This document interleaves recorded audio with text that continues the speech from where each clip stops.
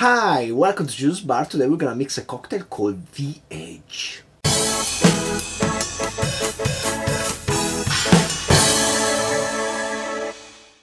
So The Edge is a cocktail I found out on Difford's Guide. It doesn't have any attribution. I'm thinking it's probably a Simon Difford original. It has a lot of sweet stuff inside.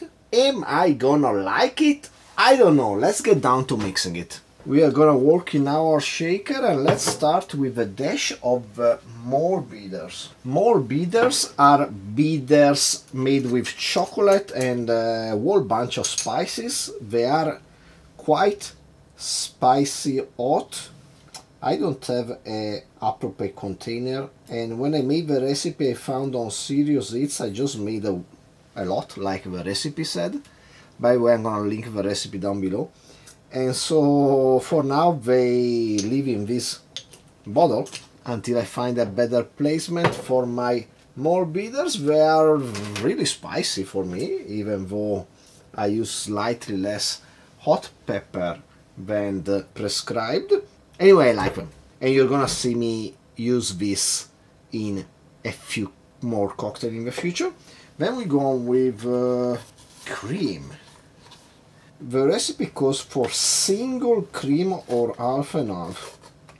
Those are terms that I don't know what they mean. And I have this cream which is actually really heavy. It's 47% fat, and I'm just gonna use this. We don't have half and half in Japan. And single cream, I don't even know what it is. Single cream, maybe it's slightly less fatty. Anyway, more fat is good. Then we go on with 7.5 milliliters of Amaretto di Saronno, the bitter almond liqueur from Italy, and this is the first sweet stuff we have. Then we have one more sweet thing in the orge. No, actually, I think I mispronounced orza until now. I have to revise my pronunciation. I mean, in Italian this almond sugar is called orzata, and I think in French it's called orza. I'm not quite sure what's the most common pronunciation in English speaking country. I thought it was orge, but I might be wrong. Maybe it's orja, not a orgia. But and for our last sweet ingredient is gonna be Galliano vanilla liquor, which is vanilla liquor. It just tastes like vanilla, it doesn't taste like Galliano. And we are gonna need 50 milliliters of this. And then finally the alcoholic stuff. I mean real alcoholic stuff.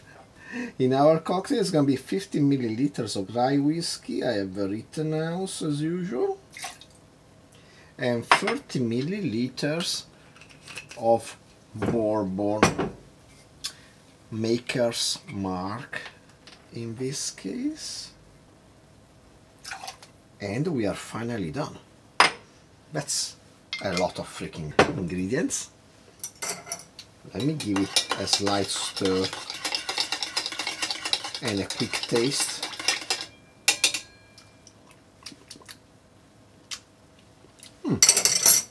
Maybe it's good. Let's get some ice for our shaker and let's give this bad boy a shake.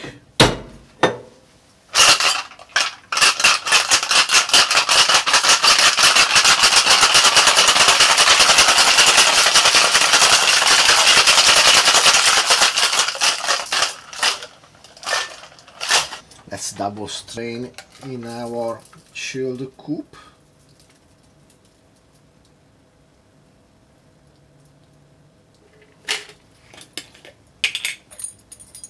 Let's finish with some grated nutmeg.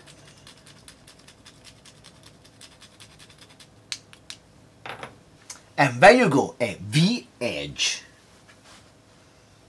Cheers.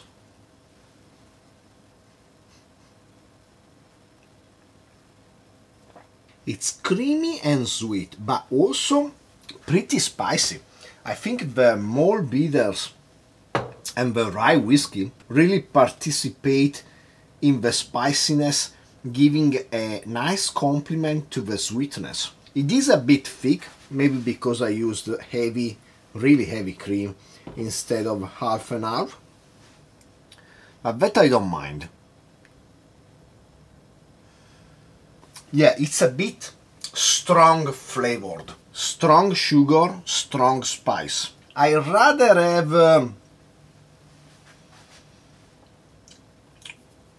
like the tiramisu cocktail I made a year or so ago, something with less sugar and less spice, but that's just me because probably I'm kinda weak on the spice level and I don't like too much sugar. But I must say the combination of the stuff works well together. It's a really well specified cocktail that gives a nice sensation, specifically balancing out the large amount of sugar with some nice spice, so it doesn't get boring too fast. I'm not gonna drink this ever again, but maybe you should try. Maybe it's for you. Maybe you like this. So I hope you enjoyed the video. Please like, subscribe, comment down below, share with anybody you like and don't like. Shake yourself another sweet wintry drink, and hopefully I will see you next time. Cheers.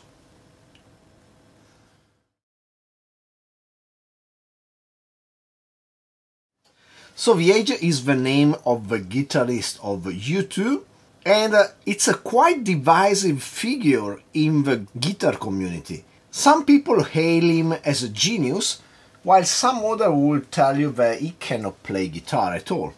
And this time I will think the truth, more than lying in the middle between these two opposite views, lies kinda sideways. Yeah, maybe he's not the most technically advanced player, but who cares? The thing is, he used his abilities and his nerdiness in the research of effects, delay, and playing the fewest notes possible to create great songs.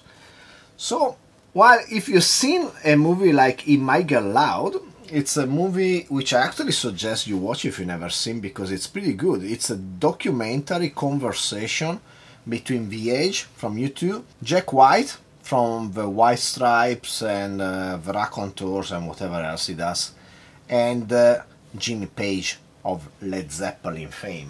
And you can see the different approaches to music that these extremely influential guitarists had in their life. And you start out with Jack White that just built a guitar from scratch with a wooden board, 2 nails, a pickup, a string, and he produced amazing music like that. He also plays some of the crappiest plastic guitar on the planet, and he achieves great sound. And then you have Viege that without a wall of electronics, he will be pretty much nothing. But he can use that wall of electronics. But I digress. Then the third player was Jimmy Page, which is just the coolest guitarist ever, and just cool. That man is cool.